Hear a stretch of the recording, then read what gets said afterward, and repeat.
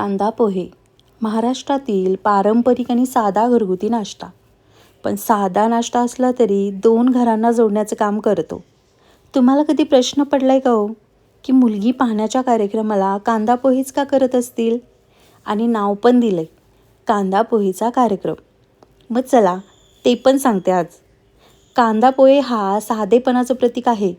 पोहे हा साधा घरगुती पदार्थ असल्यामुळे घरातील साधेपणा आणि आपुलकी दाखवतो.